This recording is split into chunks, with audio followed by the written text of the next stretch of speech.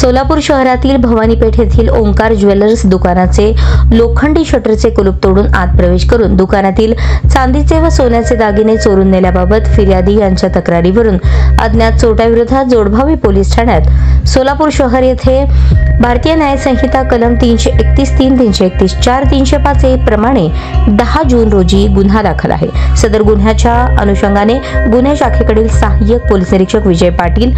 मुकेश गायकवाड आणि त्यांचे तपास पथक यांना खात्रीशीर बातमी मिळाली की 2 इसम हे चोरीचे चांदी आणि सोन्याचे दागिने घेऊन 2 number bus stand Shastrinagar Solapur येथे थांबले असल्याची बातमी मिळाली। प्राप्त बातमीची शहानिशा करून कारवाई करण्याकामी सदर ठिकाणी जाऊन आरोपी नामे सिद्धनाथ उर्फ ढेप्या गंगाधर बंडगर व 21 राहणार मड्डी वस्ती भवानी पेठ सोलापूर एक विधी संघर्षग्रस्त बालक यांनी चोरी केलेले चांदीचे आणि सोन्याच्या दागिन्यासह त्यांना ताब्यात घेतले। त्यानंतर त्यांच्याकडे गुन्ह्याच्या अनुषंगाने अल्पवयीन बालकाच्या नातेवाईकांसमक्ष अधिक चौकशी केली असता त्यांनी दाखल गुन्ह्याची कबुली दिली। त्यानुसार जोडभावी पेठ पोलीस ठाणे येथे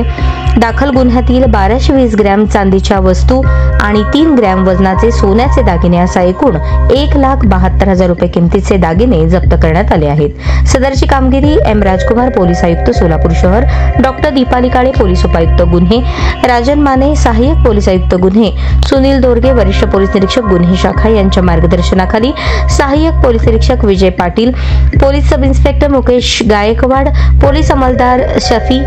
नंदराम गायकवाड, वाजिद पटेल, योगेश बर्डे, धीरज सातपुते, विठ्ठल यलमार, महिला पोलीस हवालदार शिलावती काळे, चालक सतीश काटे